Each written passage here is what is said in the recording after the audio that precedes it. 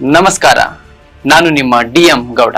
ರಾಷ್ಟ್ರ ರಾಜಕಾರಣದಲ್ಲಿ ಉತ್ತರ ಪ್ರದೇಶದ ಬಹುಜನ ಸಮಾಜವಾದಿ ಪಕ್ಷ ಮೋದಿ ಬರುವುದಕ್ಕಿಂತ ಮೊದಲು ಬಹಳಷ್ಟು ಪ್ರಭಾವಶಾಲಿಯಾಗಿ ತನ್ನದೇ ಆದಂತಹ ರಾಜಕೀಯ ಛಾಪು ಮೂಡಿಸಿದಂತಹ ಬೆಹನ್ಜಿ ಅಂತಾನೆ ಹೆಸರು ಪಡೆದಿದ್ದಂತಹ ಮಾಯಾವತಿ ಅವರು 2014ರಿಂದ ಇಲ್ಲಿಯವರೆಗೂ ಮತ್ತು ಅವರ ಪಕ್ಷ ಬಹುಜನ ಸಮಾಜವಾದಿ ಪಕ್ಷ ಉತ್ತರದ ರಾಜ್ಯಗಳಲ್ಲಿ ತನ್ನದೇ ಆದಂತಹ ರಾಜಕೀಯ ಶಕ್ತಿಯನ್ನು ಪ್ರದರ್ಶಿಸಿದಂತಹ ಒಂದು ಪಕ್ಷ ಈ ದಿನಮಾನಗಳಲ್ಲಿ ರಾಜಕೀಯ ಅವಸಾನದತ್ತ ಸಾಗಿರುವುದು ಬಹುಜನ ಚಿಂತನೆಗಳಿಗೆ, ಸಾಮಾಜಿಕ ನ್ಯಾಯಕ್ಕೆ, ಸಮಾನತೆಗೆ ಬಹುದೊಡ್ಡ ಕೊಡಲಿ ಪೆಟ್ಟು ಬಿದ್ದಿದೆ. ಕರ್ನಾಟಕದ ಮಲ್ಲಿಕಾರ್ಜುನ ಖರ್ಗೆ ಉತ್ತರ ಪ್ರದೇಶದಲ್ಲಿ ಲೋಕಸಭಾ ಚುನಾವಣಾ ಅಖಾಡಕ್ಕಿಳಿಯುತ್ತಾರ.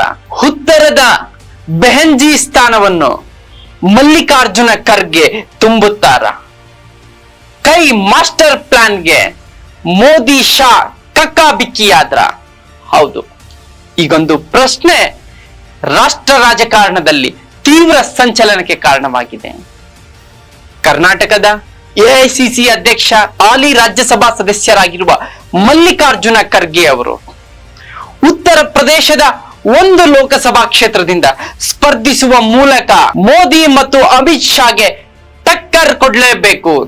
ಉತ್ತರದ ರಾಜ್ಯಗಳನ್ನು ಗೆದ್ರೆ ದೆಹಲಿಯ ಗದ್ದಿಗೆಯ ಹಾದಿ ಮತ್ತಷ್ಟು ಸುಗಮವಾಗುತ್ತೆ ಎನ್ನುವ ಅಂಶವನ್ನು ಕಾಂಗ್ರೆಸ್ ಹೈಕಮಾಂಡ್ ದಶಕಗಳ ನಂತರ ಹುಡುಕಿರುವುದು ಉತ್ತಮವಾದಂತಹ ಬೆಳವಣಿಗೆ. ಆ ಮೂಲಕ ಮೋದಿ ಶಾ ಅವರ ದಮನಕಾರಿ ನೀತಿಗಳ ವಿರುದ್ಧ, ಆಕ್ರಮಣಕಾರಿ ನೀತಿಗಳ ವಿರುದ್ಧ ಸರ್ವಾಧಿಕಾರಿಯತ್ತ ದೇಶ ಹೊರಳುತ್ತಿರುವ ಸಂದರ್ಭದಲ್ಲಿ ಮೋದಿ ಶಾ ಮತ್ತು ಭಾರತೀಯ ಜನತಾ ಪಕ್ಷಕ್ಕೆ ಬಹುದೊಡ್ಡ ರಾಜಕೀಯ ಏಟನ್ನು ನೀಡಬೇಕೆಂದು ಕಾಂಗ್ರೆಸ್ ಹೈಕಮಾಂಡ್ ಮಾಸ್ಟರ್ ಪ್ಲಾನ್ ಮಾಡಿದೆ ಎಂದು ರಾಜಕೀಯ ವಿಶ್ಲೇಷಕರು ವಿಶ್ಲೇಷಿಸುತ್ತಿದ್ದಾರೆ. ಯಾಕೆ ಮಲ್ಲಿಕಾರ್ಜುನ ಖರ್ಗೆ ಉತ್ತರ ಪ್ರದೇಶದಲ್ಲಿ ಸ್ಪರ್ಧಿಸಲು ಅಣಿಯಾಗ್ತಾ ಇದ್ದಾರೆ? ಉತ್ತರ ಪ್ರದೇಶ ಗೆದ್ದರೆ ದಿಲ್ಲಿ ಗೆದ್ದಂತೆ ಎನ್ನುವ ಮಾತು ಚಾಲ್ತಿಯಲ್ಲಿದೆ. 2014ರಲ್ಲಿ 73 ಲೋಕಸಭಾ ಕ್ಷೇತ್ರಗಳನ್ನು ಗೆದ್ದಿದ್ದಂತಹ ಭಾರತೀಯ ಜನತಾ ಪಕ್ಷ ಸರಳ ಬಹುಮತ ಪಡೆಯುತ್ತೆ. 2019ರಲ್ಲಿ 68 ಸ್ಥಾನಗಳನ್ನು ಗೆಲ್ಲುವ ಮೂಲಕ ಭಾರತೀಯ ಜನತಾ ಪಕ್ಷ 303 ಸ್ಥಾನಗಳನ್ನು ಗೆಲ್ಲುತ್ತೆ. ದೆಹಲಿಯ ಹಾದಿಗೆ ಉತ್ತರ ಪ್ರದೇಶ ಒಂದ್ ರೀತಿ ಹುಲ್ಲುಗಾವಲಿದ್ದಂತೆ. ಉತ್ತರ ಪ್ರದೇಶ ಗೆದ್ದರೆ ದೆಹಲಿ ಗದ್ದುಗೆ ಗೆದ್ದಂತೆ ಎನ್ನುವ ಮಾತು ಅಕ್ಷರಶಃ ಸತ್ಯ. ಈ ಸತ್ಯವನ್ನು ಕಾಂಗ್ರೆಸ್ 2-3 ದಶಕಗಳ ನಂತರ ತಿಳಿದಿರುವುದು ಒಳ್ಳೆಯ ಬೆಳವಣಿಗೆ. ಯಾಕೆ ಉತ್ತರ ಪ್ರದೇಶದಲ್ಲಿ ರಾಹುಲ್ ಗಾಂಧಿ ಅವರಿದ್ದಾರೆ, ಸೋನಿಯಾ ಗಾಂಧಿ ಅವರಿದ್ದಾರೆ, ಪ್ರಿಯಾಂಕಾ ಗಾಂಧಿ ಅವರಿದ್ದಾರೆ, ಅನೇಕ ಘಟಾನುಘಟಿ ನಾಯಕರಿದ್ದಾರೆ. ಇದ್ದರೂ ಕೂಡ ಮಲ್ಲಿಕಾರ್ಜುನ ಖರ್ಗೆ ಅವರನ್ನು, ದಕ್ಷಿಣದ ಒಬ್ಬ ದಲಿತ ನಾಯಕನನ್ನು ಉತ್ತರದ ರಾಜ್ಯಗಳಲ್ಲಿ ಯಾಕೆ ಸ್ಪರ್ಧಿಸಲು ಮತ್ತು ಸ್ಪರ್ಧೆ ಮಾಡುವಂತೆ ನೋಡಿಕೊಳ್ಳಲು ಕಾರಣಗಳೇನು? ಮೊದಲೇ ಹೇಳಿದಂತೆ ರಾಷ್ಟ್ರ ರಾಜಕಾರಣದಲ್ಲಿ ಚಾಪನ್ನು ಮೂಡಿಸಿದಂತಹ ಕಾಂಚೀರಾಮ್ ಅವರ ಚಿಂತನೆಗಳನ್ನು, ರಾಮ್ ಮನೋಹರ್ ಲೋಹಿ ಅವರ ಆದರ್ಶಗಳನ್ನು ಮೈಗೂಡಿಸಿಕೊಂಡಂತಹ ಬಹುಜನ ಸಮಾಜವಾದಿ ಪಕ್ಷ ಉತ್ತರ ಪ್ರದೇಶ ರಾಜ್ಯ ರಾಜಕಾರಣದಲ್ಲಿ ಮತ್ತು ರಾಷ್ಟ್ರ ರಾಜಕಾರಣದಲ್ಲಿ ಬಹುದೊಡ್ಡ ಹಿಡಿತವನ್ನು ತೆಗೆದುಕೊಂಡಿತ್ತು. ಮೋದಿ ಅಮಿತ್ ಶಾ ಆಗಮನದ ನಂತರ ಬಹುಜನ ಸಮಾಜವಾದಿ ಪಕ್ಷದ ಬಹುತೇಕ ಮತದಾರರು ಭಾರತೀಯ ಜನತಾ ಪಕ್ಷದತ್ತ ವಾಲಿದ್ರು. ಉತ್ತರ ಪ್ರದೇಶದ ಜಾತಿ ಸಮೀಕರಣವನ್ನೊಮ್ಮೆ ಸೂಕ್ಷ್ಮವಾಗಿ ಗಮನಿಸಿದ ಎಲ್ಲ ಖರ್ಗೆಯವರ ಉತ್ತರ ಯಾತ್ರೆಯ ಒಳಾರ್ಥ ಅರ್ಥವಾಗುತ್ತೆ. ಉತ್ತರ ಪ್ರದೇಶದ ಜಾತಿ ಸಮೀಕರಣ OBC 50% ಜನಸಂಖ್ಯೆಯನ್ನು ಹೊಂದಿದೆ. ದಲಿತ ಸಮುದಾಯ 20ರಿಂದ 21% ಜನಸಂಖ್ಯೆಯನ್ನು ಹೊಂದಿದೆ. ST ಸಮುದಾಯ, ಆದಿವಾಸಿಗಳು 0.1% ಸಮುದಾಯವನ್ನು ಹೊಂದಿದೆ. ಅಲ್ಪಸಂಖ್ಯಾತ ಸಮುದಾಯ 19ರಿಂದ 20% ಜನಸಂಖ್ಯೆಯನ್ನು ಹೊಂದಿದೆ. ಬ್ರಾಹ್ಮಣ ಸಮುದಾಯ 8ರಿಂದ 10% ಜನಸಂಖ್ಯೆಯನ್ನು ಹೊಂದಿದೆ. ಇತರೆ ಹಿಂದುಳಿದ ವರ್ಗಗಳಲ್ಲಿ OBCಯಲ್ಲಿ ಬರ್ತಕ್ಕಂತಹ ಠಾಕೂರ್ ಸಮುದಾಯ, ಕತ್ರಿ ಸಮುದಾಯ, ಕಯಸ್ತಾಸ್ ಸಮುದಾಯ ಸೇರಿದಂತೆ ಸುಮಾರು 10-15% ಸಮುದಾಯಗಳು ಉತ್ತರ ಪ್ರದೇಶ ರಾಜಕಾರಣದಲ್ಲಿ ಬಹುದೊಡ್ಡ ಭಾಷೆಯನ್ನು ಬರೀತವೆ. ಈ ಎಲ್ಲ ಸಮುದಾಯಗಳು SP ಮತ್ತು BSP ಪಕ್ಷಗಳ ಮಧ್ಯೆ ಹರಿದು ಹಂಚಿ ಹೋಗಿತ್ತು. 2014 ನಂತರ ಎಲ್ಲ ಯಾದವೇತರ ಹಿಂದುಳಿದ ವರ್ಗಗಳು, ದಲಿತ ಸಮುದಾಯ ಮತ್ತು ಬ್ರಾಹ್ಮಣ ಸಮುದಾಯ, ಠಾಕೂರ್, ಬನಿಯಾನ್, ಖತ್ರಿ ಸಮುದಾಯಗಳು ಬಿಜೆಪಿಗೆ ಶಿಫ್ಟ್ ಆಗುತ್ತೆ. ಬಿಜೆಪಿ ಎಲ್ಲ ವರ್ಗಗಳ ಮತಗಳನ್ನು ತನ್ನ ಬುಟ್ಟಿ ಹಾಕಿದ ನಂತರ SP, BSP, ಕಾಂಗ್ರೆಸ್ ಮತ್ತು ಇತರೆ ಸಣ್ಣ ಪುಟ್ಟ ಪಕ್ಷಗಳಿಗೆ ರಾಜಕೀಯ ನೆಲೆಯೇ ಇಲ್ಲದಂತೆ 1-2 ಸ್ಥಾನಗಳಿಗೆ ಸೀಮಿತವಾಗಿ ಈಗಲೂ ಕೂಡ ಅಲ್ಲಿ ಉಸಿರಾಡ್ಲಿಕ್ಕೆ ಕೂಡ ಸಾಧ್ಯವಿಲ್ಲದಂತಹ ಪರಿಸ್ಥಿತಿ ನಿರ್ಮಾಣವಾಗಿದೆ. ಈ ಚಿಂತಾಜನಕ ಸ್ಥಿತಿಯನ್ನು ಗಮನಿಸಿರುವ ಕಾಂಗ್ರೆಸ್ ಪಕ್ಷ 20% ಮತಗಳಿರುವ ದಲಿತ ಸಮುದಾಯದ ಮತಬುಟ್ಟಿಗೆ ಕೈ ಹಾಕಿದೆ ಖರ್ಗೆ ಅವರ ಮೂಲಕ. ಅಲ್ಪಸಂಖ್ಯಾತ ಸಮುದಾಯದ 20% ಮತಗಳು, ಯಾದವರನ್ನೂ ಸೇರಿ ಇತರೆ ಹಿಂದುಳಿದ ಕುರ್ಮಿ, ಖತ್ರಿ, ಬನಿಯಾ ಸಮುದಾಯದ ಮತಗಳನ್ನು ಒಗ್ಗೂಡಿಸಿದರೆ ಭಾರತೀಯ ಜನತಾ ಪಕ್ಷವನ್ನು ಲೋಕಸಭಾ ಚುನಾವಣೆಯಲ್ಲಿ ಕಟ್ಟಿ ಹಾಕಬಹುದು. ಈಗೊಂದು ಆಲೋಚನೆ INDIA ಮೈತ್ರಿಕೂಟ ಎಣದಿದೆ ಎನ್ನಲಾಗುತ್ತಿದೆ. ಸಮಾಜವಾದಿ ಪಕ್ಷದ ನಾಯಕ ಅಖಿಲೇಶ್ ಸಿಂಗ್ ಯಾದವ್, ಕಾಂಗ್ರೆಸ್ ನಾಯಕ ರಾಹುಲ್ ಗಾಂಧಿ, AICC ಸಾರಥಿ ಮಲ್ಲಿಕಾರ್ಜುನ ಖರ್ಗೆ ಅವರು ಬಿಜೆಪಿಯನ್ನು ಎಣಿಯಲೇಬೇಕೆಂದು ಖರ್ಗೆ ದಾಳವನ್ನು ಉತ್ತರ ಪ್ರದೇಶ ರಾಜಕಾರಣದಲ್ಲಿ ಹೂಡಿದ್ದಾರೆ. ಯಾಕೆ? ಕಳೆದ ಲೋಕಸಭಾ ಚುನಾವಣೆಯಲ್ಲಿ ಬಹುಜನ ಸಮಾಜವಾದಿ ಪಕ್ಷ, ಕಾಂಗ್ರೆಸ್ ಮತ್ತು ಸಮಾಜವಾದಿ ಪಕ್ಷ ಮಹಾಗಠಬಂಧನ ಮೂಲಕ ಲೋಕಸಭಾ ಚುನಾವಣೆಯನ್ನು ಎದುರಿಸ್ತಾರೆ. ಬಿಜೆಪಿಗೆ ತಕ್ಕ ಮಟ್ಟಿಗೆ ಪ್ರತಿಸ್ಪರ್ಧೆಯನ್ನು ಒಡ್ಡುತ್ತೆ, ಆದ್ರೆ ನಿರೀಕ್ಷಿತ ಮಟ್ಟದ ಫಲಿತಾಂಶ ಸಿಗೋದಿಲ್ಲ. ಅದಾದ ನಂತರ 2022 ವಿಧಾನಸಭಾ ಚುನಾವಣೆಯಲ್ಲಿ ಮಹಾಗಠಬಂಧನ್ ಫೇಲ್ಯೂರ್ ಆಗುತ್ತೆ, ಸೋಲುತ್ತೆ. ಜಾತಿ ಸಮೀಕರಣದಲ್ಲಿ ಆಗಿರ್ಬೋದು, ಜಾತ್ಯತೀತ ಮತಗಳನ್ನು ಒಂದು ಪಕ್ಷದಿಂದ ಮತ್ತೊಂದು ಪಕ್ಷಕ್ಕೆ ವರ್ಗಾವಣೆ ಮಾಡುವಲ್ಲಿ ಮಹಾಗಠಬಂಧನ್ ವಿಫಲವಾಗುತ್ತೆ. ಇದರ ಮುಂದುವರಿದ ಭಾಗನೇ ಭಾರತೀಯ ಜನತಾ ಪಕ್ಷದ ಪ್ರಚಂಡ ಬಹುಮತ, ಪ್ರಚಂಡ ವಿಜಯ. ಈ ವಿಜಯಕ್ಕೆ INDIA ಮೈತ್ರಿಕೂಟ ಕಡಿವಾಣ ಹಾಕದೆ ಹೋದ್ರೆ ಮುಂಬರ್ತಕ್ಕಂತಹ ದಿನಮಾನಗಳಲ್ಲಿ SP ಮತ್ತು ಕಾಂಗ್ರೆಸ್ ಪಕ್ಷದ ರಾಜಕೀಯ ಸ್ಥಿತಿ ಡೋಲಾಯಮಾನದತ್ತ ಸಾಗುತ್ತೆ. ಬಹುಜನ ಸಮಾಜವಾದಿ ಪಕ್ಷದ ಮತಗಳು ಹೇಗೆ BSP ಯಿಂದ ಬಿಜೆಪಿಗೆ ಶಿಫ್ಟ್ ಆಯಿತು?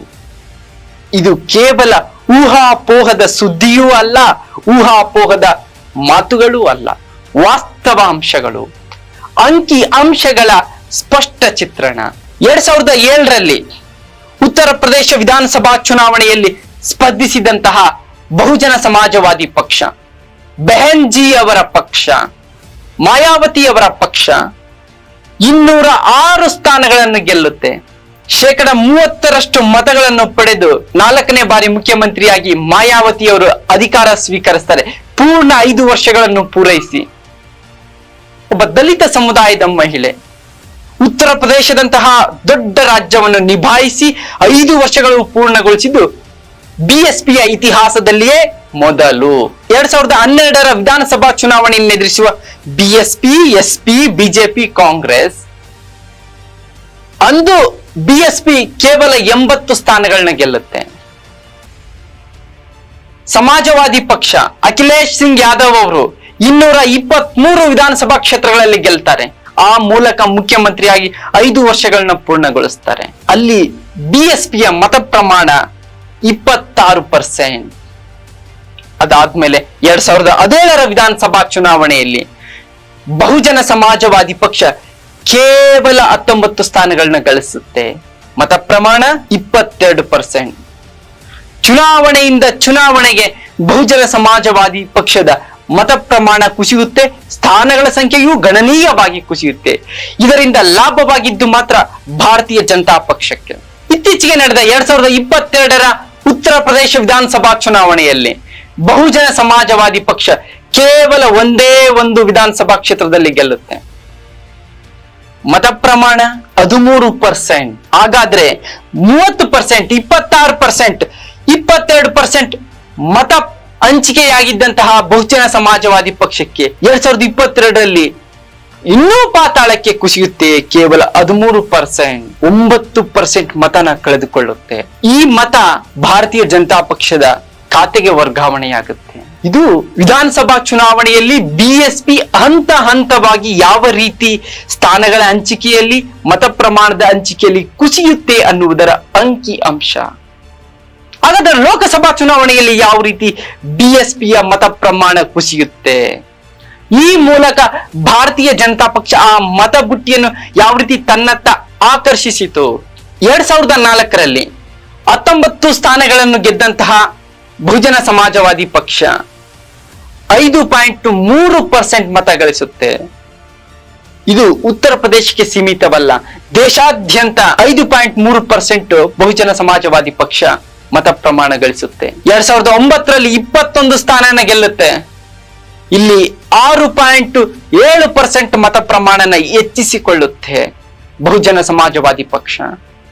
2014ರಲ್ಲಿ ಯಾವುದೇ ಸ್ಥಾನಗಳನ್ನು ಗೆಲ್ಲೋದಿಲ್ಲ, ಮತ ಪ್ರಮಾಣ 4.19% ಇರುತ್ತೆ. 2019ರಲ್ಲಿ ಮಹಾಗಠಬಂಧನ್ ಮೂಲಕ ಉತ್ತರ ಪ್ರದೇಶ ರಾಜ್ಯದಲ್ಲಿ 10 ಸ್ಥಾನಗಳನ್ನು ಗೆಲ್ಲುವ ಬಹುಜನ ಸಮಾಜವಾದಿ ಪಕ್ಷ 3.67% ಮತ ಪ್ರಮಾಣ ಪಡೆಯುತ್ತೆ. ಅಂದ್ರೆ ಚುನಾವಣೆಯಿಂದ ಚುನಾವಣೆಗೆ ಬಹುಜನ ಸಮಾಜವಾದಿ ಪಕ್ಷದ ಮತ ಪ್ರಮಾಣ ಕುಸಿಯುತ್ತೆ. ಹಾಗಾದ್ರೆ ಬಹುಜನ ಸಮಾಜವಾದಿ ಪಕ್ಷದ ಮತ ಬಿಜೆಪಿಗೆ ವರ್ಗಾವಣೆಯಾಗುತ್ತೆ. ಆ ಮೂಲಕ ಮೋದಿ, ಅಮಿತ್ ಶಾ, ಮಾಯಾವತಿ ಅವರನ್ನ ಪರೋಕ್ಷವಾಗಿ ಕಂಟ್ರೋಲ್ ಮಾಡುವ ಮೂಲಕ ಬಹುಜನ ಸಮಾಜವಾದಿ ಪಕ್ಷದ ಪ್ರಭಾವವನ್ನು ಕುಗ್ಗಿಸುವ ಮೂಲಕ ಬಹುಕಾಲದಿಂದ 2007ರಲ್ಲಿ ಮಾಯಾವತಿ ಅವರು ಉತ್ತರ ಪ್ರದೇಶ ರಾಜ್ಯದಲ್ಲಿ ಗೆಲ್ತಾರೆ. ದಲಿತ, ಹಿಂದುಳಿದ, ಬ್ರಾಹ್ಮಣ ಮತ ಬುಟ್ಟಿಗೆ ಕೈ ಹಾಕಿ ಬಹುದೊಡ್ಡ ರಾಜಕೀಯ ಯಶಸ್ಸನ್ನು ಗಳಿಸಿ ಬೆಹನ್ಜಿ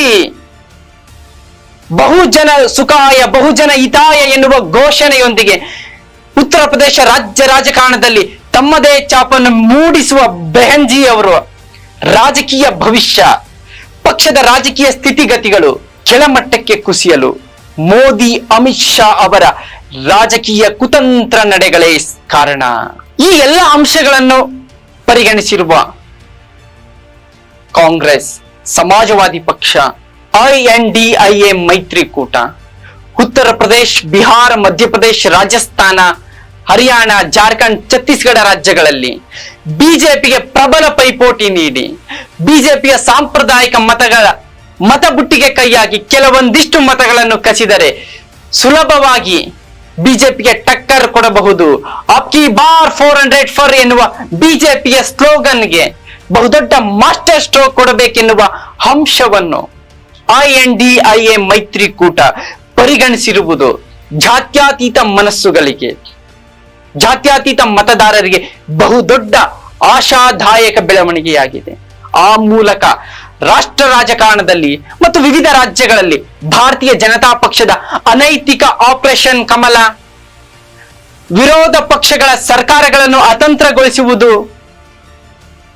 ಉತ್ತಮವಾಗಿ ಕಾರ್ಯನಿರ್ವಹಣೆ ಮಾಡ್ತಕ್ಕಂಥ ರಾಜ್ಯ ಸರ್ಕಾರಗಳಲ್ಲಿ ಗವರ್ನರ್ಗಳ ಮೂಲಕ ಸರ್ಕಾರವನ್ನು ಅಸ್ಥಿರಗೊಳಿಸುವಂತ ವ್ಯವಸ್ಥಿತ ಅಸಂವಿಧಾನಿಕ ನಡೆಗಳಿಗೆ ಮೈತ್ರಿಕೂಟ ಪ್ರಬಲ ಸ್ಪರ್ಧೆ ಒಡ್ಡುತ್ತಾ ಈ ರೀತಿಯ ಅನಧಿಕೃತ ಸರ್ವಾಧಿಕಾರಿ ಧೋರಣೆಯನ್ನು ಅನುಸರಿಸುತ್ತಿರುವ ಭಾರತೀಯ ಜನತಾ ಪಕ್ಷಕ್ಕೆ, ಮೋದಿ, ಅಮಿತ್ ಶಾಗೆ INDIA ಮೈತ್ರಿಕೂಟ ಖರ್ಗೆಯವರ ಮೂಲಕ ಉತ್ತರದ ರಾಜ್ಯಗಳಲ್ಲಿ ದಲಿತ ಮತ ಬುಟ್ಟಿಗೆ ಕೈ ಹಾಕಿ ಬಹುದೊಡ್ಡ ರಾಜಕೀಯ ಯಶಸ್ಸಿಗೆ ಈಗಿನಿಂದಲೇ ಭಾಷ್ಯ ಬರೆಯಲು ಎಲ್ಲ ಮೈತ್ರಿಯ ನಾಯಕರು ಸರ್ವಸನ್ನದ್ಧರಾಗಿದ್ದಾರ.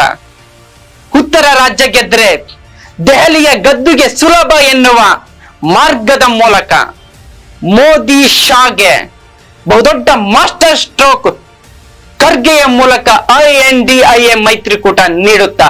ಈ ಬಗ್ಗೆ ನಿಮ್ಮ ಅಭಿಪ್ರಾಯವೇನು?